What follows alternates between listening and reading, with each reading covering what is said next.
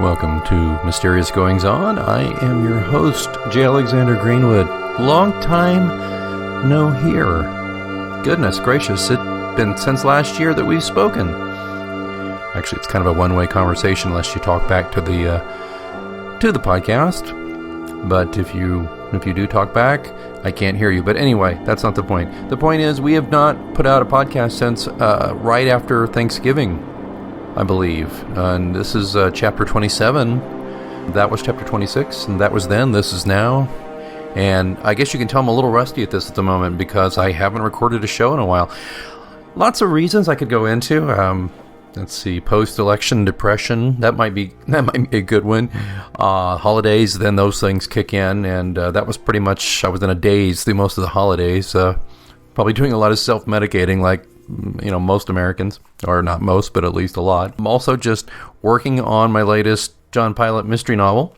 That's been an important thing to try to nail down. I've had a lot of problems with it, and that's one thing I thought I'd talk about a little bit today, briefly on this inaugural 2017 edition of Mysterious Goings On.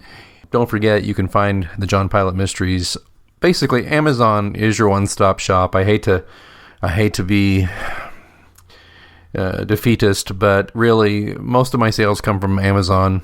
You can get everything, including paperbacks and ebooks of all of the John Pilot Mysteries from that particular location, Amazon.com. Just look for J. Alexander Greenwood. Easy to find me. That's J. Alexander Greenwood, just like it sounds.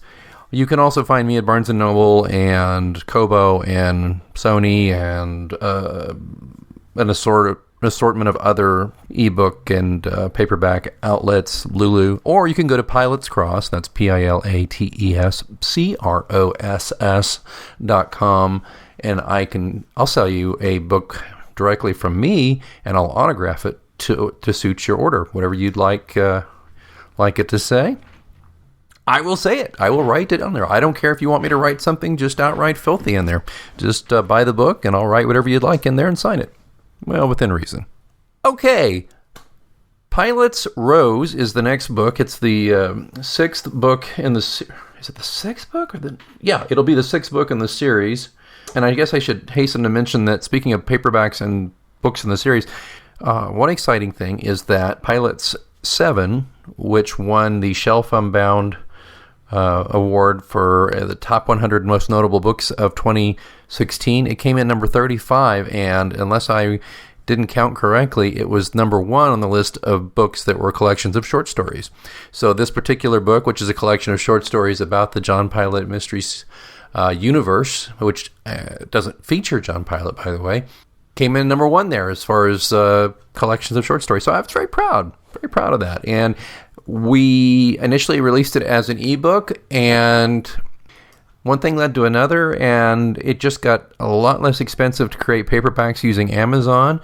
And so my good friend, who is a tremendous author, Jason McIntyre, author of the Dovetail Cove series, is also a tremendous illustrator, and he did a wonderful cover. So we released the paperback version with a brand new cover, and then the cover was also used in the ebook. So the handmade cover I did myself, that was kind of a do-it-yourself version of a cover, which I did on purpose for Pilot 7 because I wanted that book of short stories to be very personal and just be kind of no muss, no fuss, just as good a writing as I could squeeze out, and my lowly skills as an illustrator for the cover.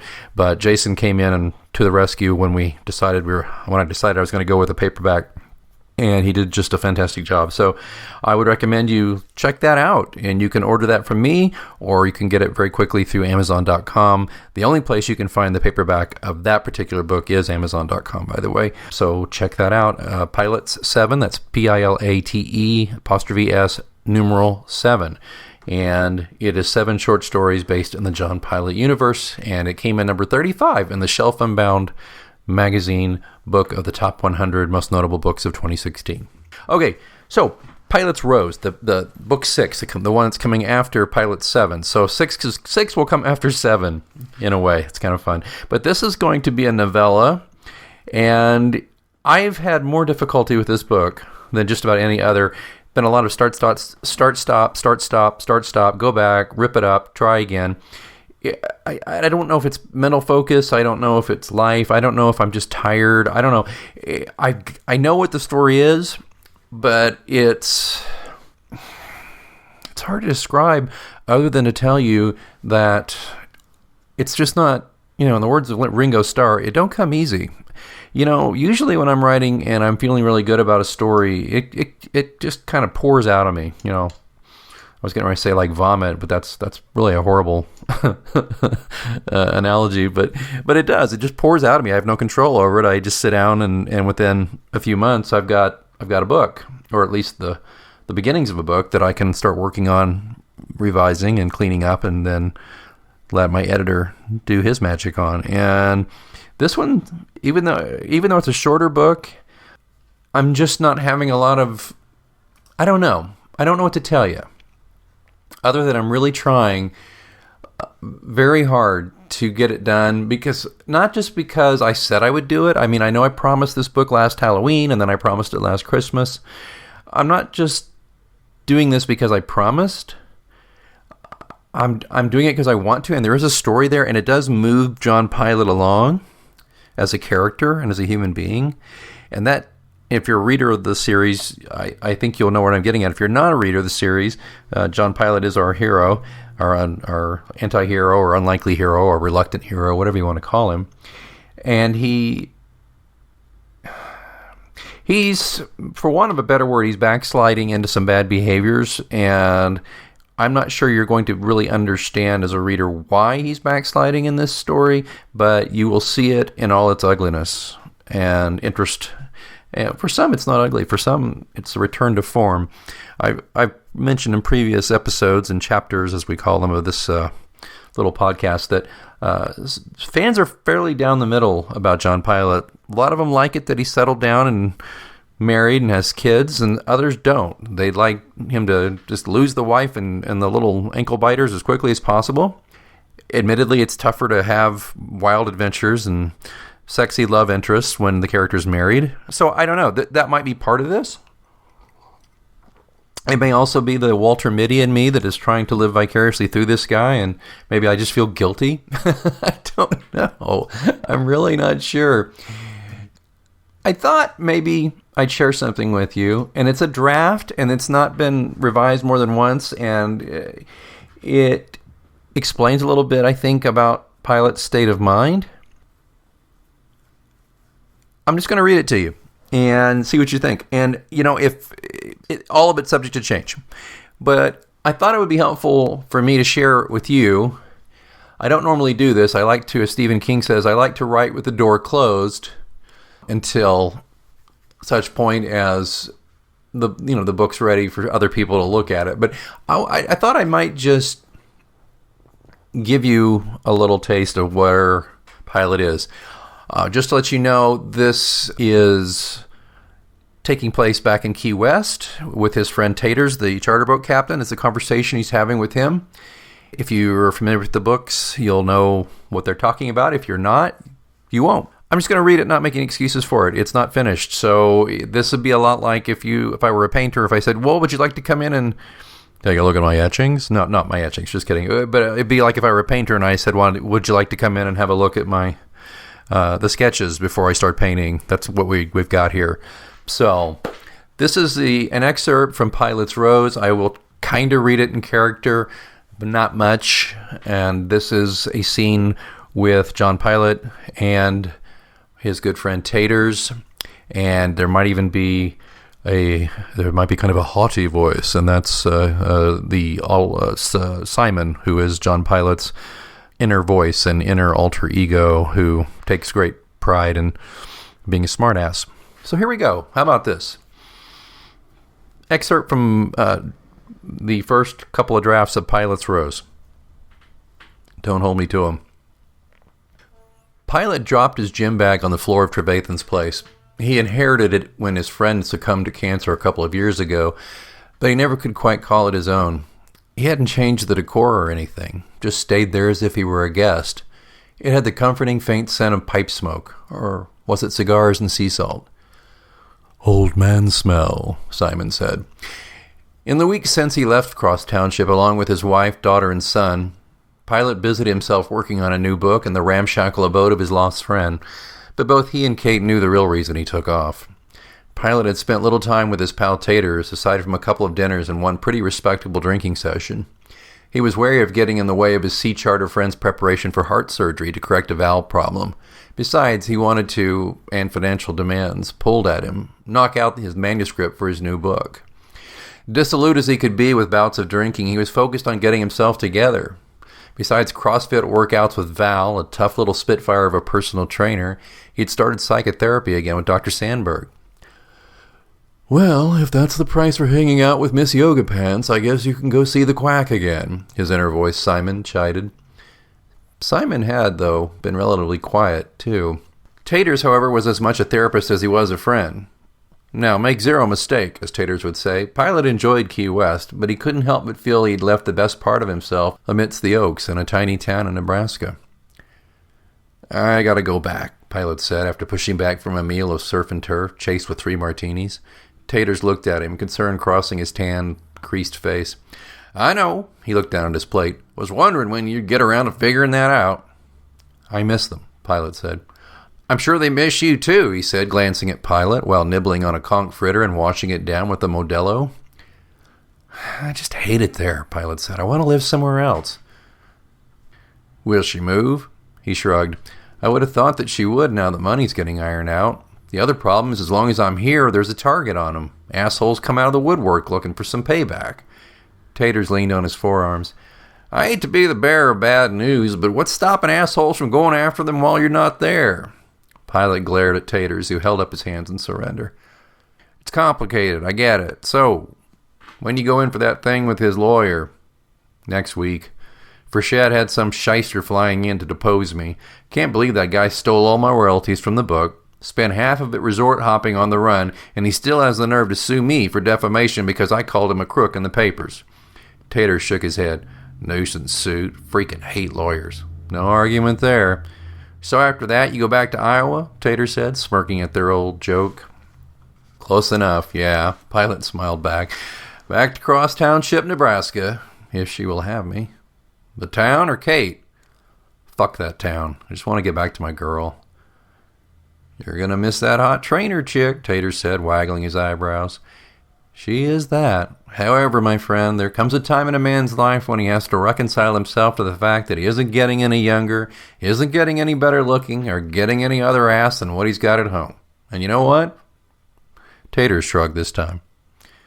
"It's okay," Pilot smiled. "Shoot fire, buddy. I've known that for years, since I met Jordan. About damn time you figured that out." "We'll work it out," Pilot said. "Kate and me. We will work it out." "I hope you do, my friend," Tater said, wiping his chin with a greasy napkin. "I truly hope you do." Well, anyway, that's an excerpt from Pilot's Rose. That's a little taste. Pilot's, and it gets deeper than that. And what he's telling Taters may not be the whole truth. Taters has got a heart issue, which if you read Pilot's Blood, you know about, and getting ready to have some surgery, and Pilot doesn't want to worry his buddy. So it may not be as cut and dry as he's presenting it to his friend there in that scene. But that's the crux of it. Pilot wants out of tiny Cross Township. Kate feels moored there because of families and memories.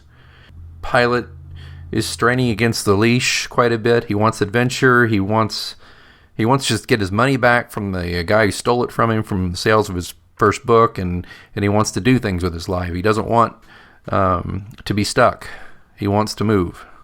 And boy, that sure sounds like a midlife crisis, doesn't it?